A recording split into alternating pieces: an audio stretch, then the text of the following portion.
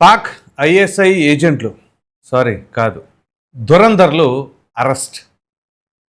వివరాల్లోకి వెళ్ళినట్లయితే అది కూడా ఎక్కడో తెలుసా, పశ్చిమ బెంగాల్. ఇవాళ కేంద్ర బిందువు ఏదైనా ఉంది పాకిస్తాన్కి బంగ్లాదేశ్కి అంటే అది పశ్చిమ బెంగాలే. ఈ పుణ్యం ఎవరిది అంటే మాజీ ముఖ్యమంత్రి మమతా బెనర్జీ. ఇప్పుడు అసలు ఏం జరిగింది అనేది మీకు వివరిస్తా. 2 ఫ్రమ్ పింగ్లా, పశ్చిమ Medinipur, arrested for spying for Pakistan's ISI.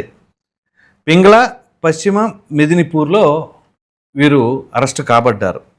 వాళ్ళని కోర్టుకు హాజరుపరిచారు. 14 days కస్టడీకి కూడా విధించారు. అసలు ఏం జరిగింది అంటే sim card shop owner Gautam, వారిద్దరి పేర్లు ఏంటి అంటే ఒకరేమో షేక్ ముర్సాలిన్, ఇంకొక అతను గౌతమ్ ఖారా అంట. సో ఏం చేశారు, sim card shop owner Gautam అతను ఏం చేశాడు, కస్టమర్ల యొక్క డాక్యుమెంట్స్ ఉపయోగించుకొని సిమ్ కార్డులు యాక్టివేట్ చేయడానికి. సో చూడండి, అంటే మన పబ్లిక్కి సంబంధించిన, అంటే సాధారణ పౌరులకి సంబంధించిన డాక్యుమెంట్స్ ఉపయోగించి సిమ్ కార్డులు యాక్టివేట్ చేసి వాళ్ళ పేర్ల మీద వేరే వాళ్ళకి ఇచ్చేయటం. సో తస్మాత్ జాగ్రత్త, ప్రతి ఒక్కరు కూడా. ఇవాళ మీ యొక్క ఆధార్ నెంబరు ఏ పర్పస్ మీద ఎవరు ఎందుకు వాడుతున్నారో తెలియదు, మీ ప్రమేయం లేకుండా. So Mursalin sent SIM numbers plus WhatsApp OTPs to ISI. ఆ గౌతమ్ అనే అతను షాప్ ఓనర్ కదా, అతను ఏం చేశాడు, సిమ్ కార్డులు అవి ఇవ్వటం ఇతనికి, ఈ ముర్సాలిన్కి. ఇతనేమో ఆ సిమ్ కార్డులు ప్లస్ ఈ వాట్సాప్ ఓటీపీలు ఇవన్నీ తీసుకొని పాకిస్తాన్కి పంపిస్తూ ఉన్నాడంట. వీటితో పాటు sensitive information and images were being transmitted to Pakistan. So ఏదైనా చాలా సెన్సిటివ్ అయినటువంటి ఇన్ఫర్మేషను, అలాగే ఈ ఇమేజ్లు ఇవన్నీ కూడా వాళ్ళు పాకిస్తాన్కి పంపిస్తూ ఉన్నారట. So SIM cards and mobile phones recovered. So వారి దగ్గర నుంచి సిమ్ కార్డులు, మొబైల్ ఫోన్లు మొత్తం రికవర్ చేసుకున్నారు. సో ఇంతకీ వీళ్ళు ఏ రకంగా చేస్తున్నారంటే, మనం ఇప్పుడు దురంధర్ సినిమా అనేది తెలుసు కదా, పార్ట్ 1, 2. ఆ దురంధర్లో మన ఇండియన్నే ఒక పాకిస్తానీ లాగా తయారు చేసేసి ట్రైనప్ చేసి పంపించి అక్కడ ఉన్నటువంటి ఆ కుట్రలో ఇండియా మీద చేయబోయే అన్నీ కూడా రివీల్ చేసేలాగా దురంధర్ ఎట్లా చేస్తారో, సిమిలర్గా ఇక్కడ బెంగాల్లో వీళ్ళు స్థావరాన్ని ఏర్పరచుకొని ఆ ప్రకారంగా ఇండియాకి సంబంధించిన ఇన్ఫర్మేషన్ అంతా కూడా అక్కడ సిమ్ కార్డులు ఇవన్నీ తీసుకోవడం, ఆ ఇన్ఫర్మేషన్ అంతా కూడా పాకిస్తాన్కి చేరవేయటం. సో ఇది ఇప్పుడు కాదు అప్పుడు కాదండి, గత 17 ఏళ్ళుగా కొనసాగుతుందట. ఇంతకు ముందు కూడా వాళ్ళని అరెస్టు చేయబోతూ ఉంటే ఈ మమతా బెనర్జీని అడ్డుకుందంట. ఇది ఇంకా దారుణం అన్నమాట. సో అంటే ఆవిడ ఏ రకంగా మరి మన దేశానికి హాని చేయాలనుకుందా, ఆ దేశాన్ని భద్రంగా ఉంచాలనుకుందా ఏంటి అని చెప్పాలి అంటే అది మీరే అర్థం చేసుకోండి. సో బంగ్లాదేశీయులు, పాకిస్తాన్ వాళ్ళు, అంటే మన భారతీయులు కాకుండా ఇతర దేశస్తులు, ఇతర మతస్థులకే ప్రోత్సాహకాలు. అంటే ఎన్ని కుట్రలు చేద్దామని అనుకుంటున్నారు. మనం పాత సినిమాల్లో ఎప్పుడు బ్లాక్ అండ్ వైట్ సినిమాల్లో కూడా చూసి ఉంటాం. కొన్ని ఏంటవి డిటెక్టివ్ సినిమాల్లోనో లేకపోతే గూఢాచారి సినిమాల్లోనో ఎట్లాగంటే మన దేశానికి సంబంధించిన ఒకరు విదేశాల్లో ఉన్నటువంటి మాఫియా డాన్లతోనో వాళ్ళతోనో లింకప్లు పెట్టుకొని కొన్ని కోట్లకి డీల్స్ సెట్ చేసుకొని మన దేశం నాశనం అయిపోయేలాగా ప్లాన్లు గీయటానికి కూడా సహకరించే వాళ్ళు ఉండేవాళ్ళు ఆ పాత సినిమాల్లో. అదే తరహాలో ఇప్పుడు కనిపిస్తున్నది. సో ఏంటి అంటే ఇదిగో ఈ ప్రకారంగా వ్యవహరిస్తుంది. టెక్నాలజీ ఇంత పెరిగిన తర్వాత కూడా వీళ్ళు ఆ రకంగా చేస్తున్నారంటే వీళ్ళ సాహసాన్ని చెప్పుకోవచ్చు. అయితే ఇప్పుడు అదృష్టవశాత్తు బెంగాల్లో ప్రభుత్వం మారిన తర్వాత ఈ కుట్రలో, ఈ కుతంత్రాలు ఇవన్నీ కూడా ఒకదాని తర్వాత ఒకటి వెలుగులోకి వస్తూ ఉన్నాయి. సో మన దేశం ఇటువంటి పరిస్థితుల్లో ఉంది అని చెప్పేసి అర్థం చేసుకోవచ్చు.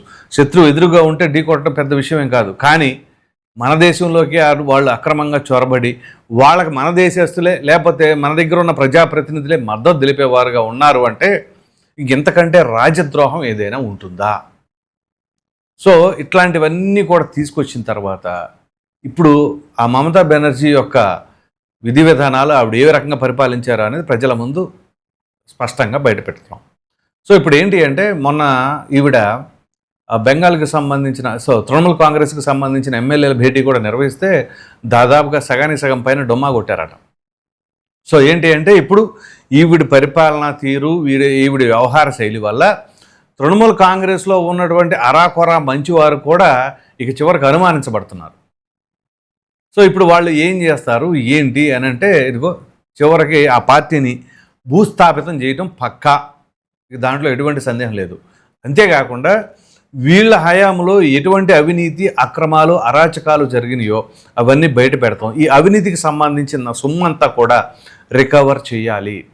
రికవర్ చేసి అక్కడ ప్రజలకే చెందేలాగా, అక్కడ ప్రభుత్వానికి మొత్తం హ్యాండ్ ఓవర్ చేయాలి. వాళ్ళు రికవర్ చేసేసుకొని అది ఆ యొక్క ప్రజలకి అందేలాగా చూడాలి.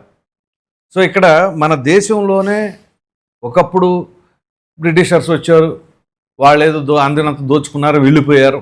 ఇక ఆ తర్వాత మనకు స్వాతంత్రం వచ్చింది, సరే ఇదంతా బాగానే ఉంది అనుకుంటే ఇంకా ఇప్పటికీ అక్కడక్కడ ఇట్లాంటి కలుపు మొక్కలు మొలుస్తూ ఉన్నాయి. ఆ కలుపు మొక్కల్ని కూడా చక్కగా పెంచి పోషిస్తున్న వాళ్ళు ఉన్నారు.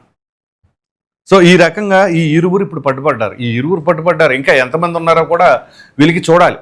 ఖచ్చితంగా పోలీసులు నిఘా వ్యవస్థలో ఒక కంట కనిపెడుతూ ప్రధానంగా ఈ బెంగాల్కి సంబంధించిన ఇప్పుడు ఆల్రెడీ ఈ డిపోర్టేషన్ ఆపరేషన్ డిపోర్ట్ అనేది ఏదైతే నిర్వర్తిస్తూ ఉన్నారో రోజుకి వేల సంఖ్యలో తరలి వెళ్ళిపోతూ ఉన్నారు. సో ఖచ్చితంగా ఇంకా సూక్ష్మంగా ప్రతి ఒక్క చోట జల్లెడి బట్టి ఎక్కడెక్కడ ఎవరెవరు ఏంటి, అసలు వాళ్ళ మూలాలు ఏంటి, వాళ్ళ తాత ముత్తాతలో మన దేశానికి సంబంధించిన వాళ్ళ కాదా, లేకపోతే ఈ తరం వరకు అంతవరకే వాళ్ళు కనిపిస్తున్నారా అనేది అన్నీ కూడా ఖచ్చితంగా లోతుగా దర్యాప్తు చేయాల్సిందే. లేకపోతే మాత్రం మన దేశం చాలా చాలా దారుణమైన పరిస్థితుల్లోకి వెళ్ళిపోయే ప్రమాదం ఉంది. అటువంటి ప్రమాదాలకి మన వాళ్లే సహకరిస్తున్నారు అని అంటే ఇంతకంటే ద్రోహం ఏదైనా ఉంటుందా? కన్న తల్లి లాంటి మన భారత మాతని ఆ రకంగా ఎట్లా పడితే అట్లా కుక్కలు చింపిన విస్తరలా చేయాలి అనేది వీళ్ళ యొక్క ప్రయత్నంగా భావిస్తారు. కానీ ఎవరు ఎన్ని అనుకున్నా మన దేశంలో వీలైనంత వరకు ఇటువంటి కలుపు మొక్కలను ఏరిపారేసి ఖచ్చితంగా మన దేశాన్ని మనం కాపాడుకోవాల్సిన బాధ్యత ఒక ప్రజాప్రతినిధులే కాదు, సాటి పౌరుడిగా ప్రతి ఒక్కరిపైన ఉంటుంది. ఎందుకంటే మీ ఇరుగు పొరుగు వాళ్ళల్లోనే ఉంటారు. వాళ్ళు ఎవరు ఏంటి అనేది ఒక కంట కనిపెడతా ఉండండి. ఇంకా ఏదైనా సరే తేడాగా అనిపిస్తే మాత్రం ఇమ్మీడియట్గా దాన్ని ప్రభుత్వం దృష్టికి తీసుకువెళ్ళండి, పోలీసుల దృష్టికి తీసుకెళ్ళండి. ఖచ్చితంగా ఒక పక్కన నిఘా ఉంచితేనే కానీ ముందు ప్రతి ఒక్కరు ఆ బాధ్యతగా ఉంటేనే, లేదంటే మాత్రం ఇదిగో నాకేముందిలే నాకెందుకులే అని అనుకుంటే మన దేశమే దెబ్బతింటుంది. మన దేశం దెబ్బతింటే ఎవరో కాదండి, మీ బిడ్డలే.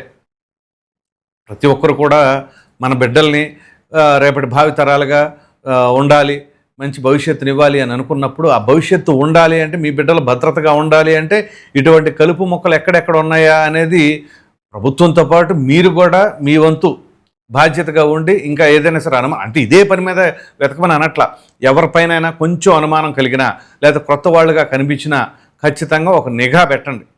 లేదా మీ ఫ్రెండ్స్తో అనండి, చూడండి ఇతను ఎవరోలా ఉన్నాడు ఏంటి ఒకసారి చూద్దాం ఉంటే ఎవరో ఒకళ్ళు ఎక్కడో చోట ఏదో ఒకటి దొరుకుతుంది క్లూ. ఒకవేళ నిజంగా అటువంటి వారు ఉంటే అప్పుడు ఖచ్చితంగా పోలీసుల దృష్టికి తీసుకువెళ్ళారనుకోండి, ఇక చట్టం తన పని తను చేసుకుపోతూ ఉంటుంది. ఇది ప్రతి ఒక్కరి బాధ్యత కూడా. సో ఆ రకంగా వ్యవహరించాలి తప్ప మనకేముందిలే మనం తెల్లారులకి తావిసుకు వెళ్ళిపోతాం వస్తాం మనం ఎక్కడ పట్టించుకుంటాం అని మాత్రం దయచేసి అనుకోమాకండి. ఎంతో కొంత సామాజిక బాధ్యత అనేది ఖచ్చితంగా ఉండాలి. అది ఉంటేనే మన దేశాన్ని మనం భద్రతగా ఉంచుకోగలుగుతాం. అలా కాకుండా మనం కొంచెం అటు ఇటుగా ఉన్నాం అనుకోండి, చివరికి పరిస్థితులు ఎలా ఉంటాయంటే ఇదిగో దారుణంగా ఉంటాయి.